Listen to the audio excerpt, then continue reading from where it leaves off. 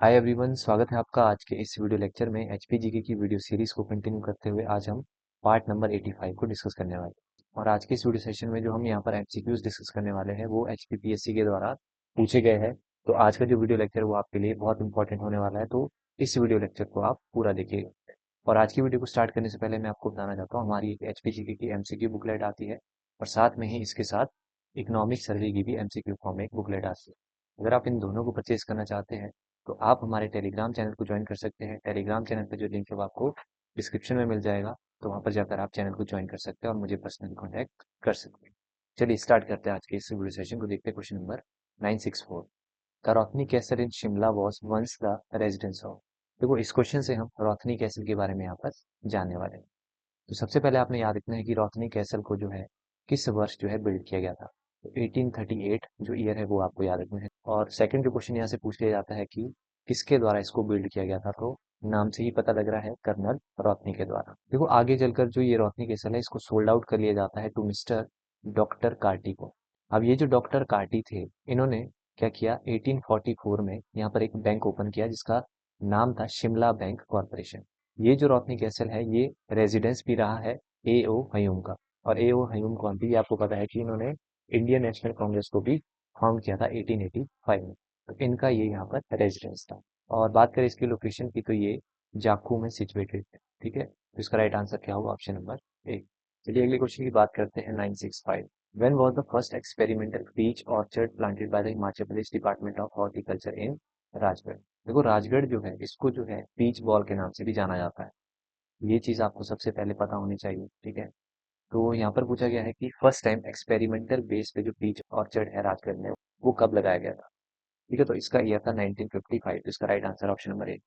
इसी तरह से कुछ और एडिशनल फैक्ट्स है जो सीधे सीधे आपके एग्जाम में पूछे जाते हैं।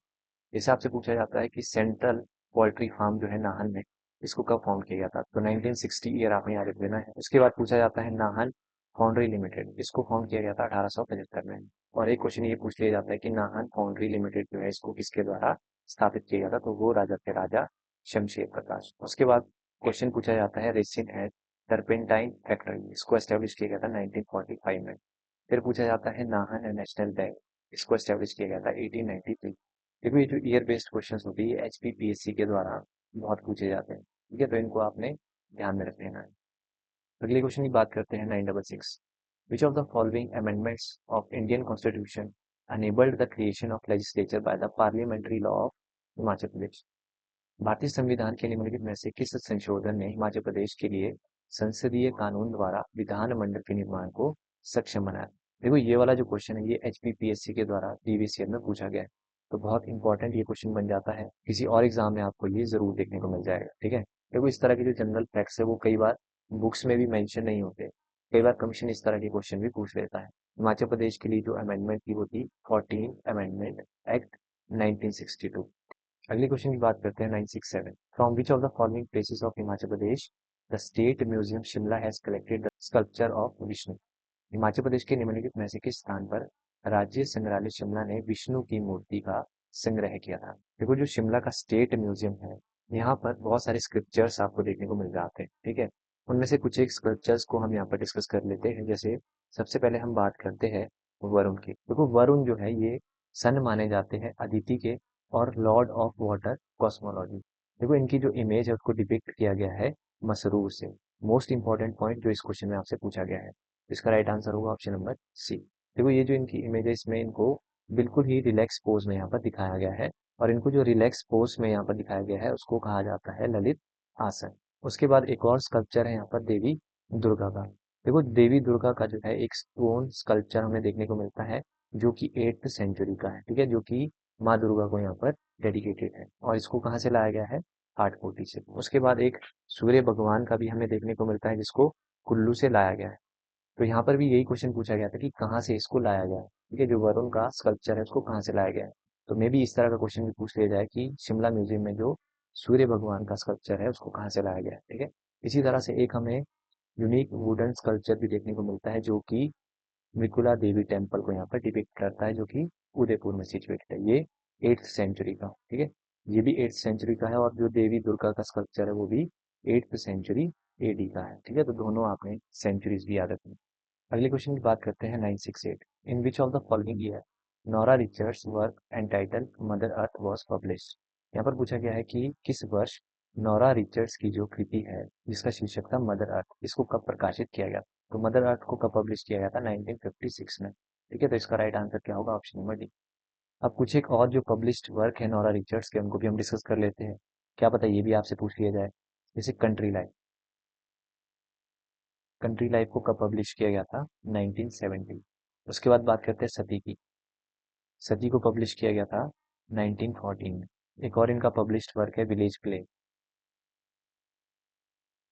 विलेज प्ले को कब पब्लिश किया गया था, 1955 में। इसी तरह से एक और याद रखना है आपने, एस भटनागर।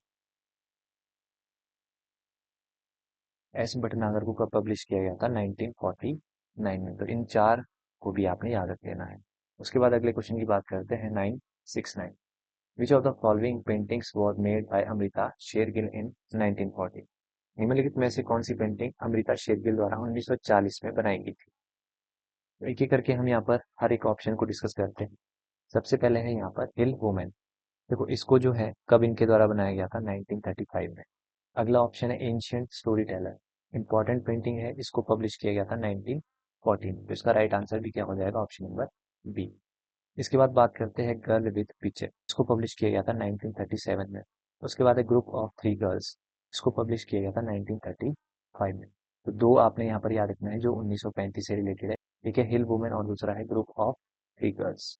अगला क्वेश्चन है 970। Which of the following range of Himachal Pradesh police belong to its southern range created in 1974। सबसे पहले तो आपने यही फैक्ट याद रखना है कि हिमाचल प्रदेश की जो साउथर्न रेंज है इसको कब क्रिएट किया गया था।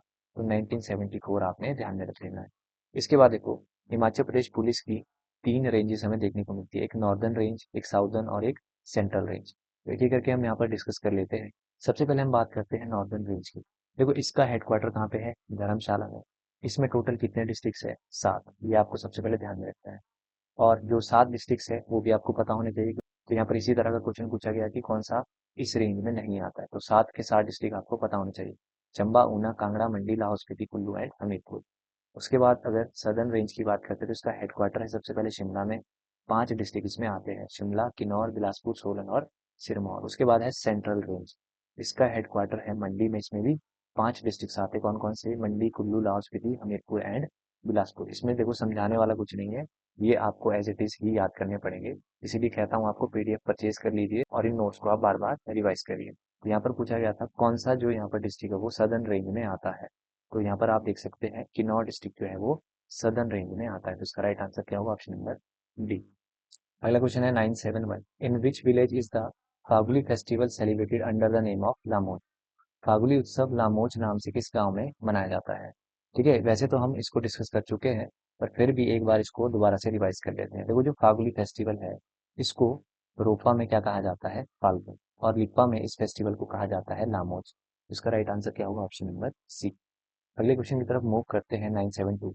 विच of the following is the correct number of towns and cities in Himachal Pradesh according to census 2011। यहाँ पर पूछा गया है 2011 सेंसिस के अकॉर्डिंग हिमाचल प्रदेश में टोटल नंबर ऑफ टाउन्स और सिटीज कितनी थी।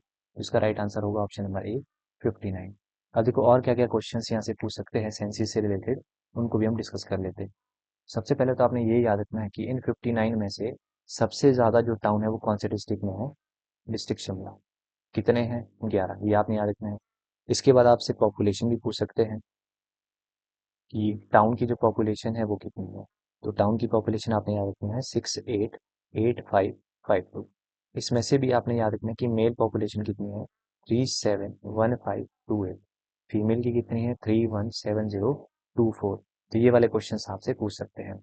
इसी तरह से अभी जो हाल ही में पीजीटी एग्जाम हुए थे वहां पर जो इनहेबिटेड विलेजेस और अन इनहेबिटेड विलेजेस होती है इनका डाटा भी पूछ लिया जाता है। तो ये भी आपने हर एक ईयर का याद रख लेना है। अभी के लिए 2011 का मैं बता देता हूँ। 2011 में टोटल इनहेबिटेड विलेजेस कितने थे, 17,882। अन इनहेबिटेड विलेजेस थे 2,808 और टोटल कितने थे, 20,690। तो ये जो डाटा था अन इनहेबिटेड विलेज का ये इस बार पीजीटी में पूछा गया था। ठीक है, तो ये सारा डाटा आपके लिए इंपॉर्टेंट हो जाता है। अगले क्वेश्चन की बात करते हैं 9/7 की। यहाँ पर आपके पास दो लिस्ट गिवन है, एक साइड आपके पास वाइल्ड लाइफ सेंचुरीज गिवन है हिमाचल प्रदेश की और दूसरी साइड उनके ईयर ऑफ एस्टेब्लिशमेंट गिवन है। तो एक एक करके डिस्कस करते हैं। सबसे पहले यहाँ पर बांदली। देखो बांदली वाइल्ड लाइफ सेंचुरी ये आपको देखने को मिलती है डिस्ट्रिक्ट मंडी में, और इसका जो एस्टेब्लिशमेंट ईयर है वो है 1962 में। साथ में ही याद कर लो, चार ऑप्शंस आपको यहीं पर ही याद हो जाएंगे। चायल ये आपको डिस्ट्रिक्ट सोलन में देखने को मिलता है, इसका एस्टेब्लिशमेंट ईयर है 1976। चूड़धार की बात करते हैं तो 1985 में ये एस्टेब्लिश हुआ था। ठीक है। उसके बाद कायस की बात करते हैं तो इस कायस को एस्टेब्लिश किया गया है 1954 में। ठीक है। तो ये इसके यहाँ पर करेक्ट मैच है। तो इसका करेक्ट मैच क्या हो रहा है यहाँ पर, second, one, three and four. तो ये आपको देखने को मिलता है ऑप्शन नंबर सी है। तो इसका राइट आंसर है option number C.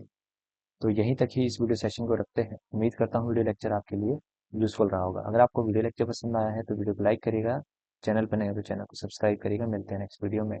Till then, bye bye.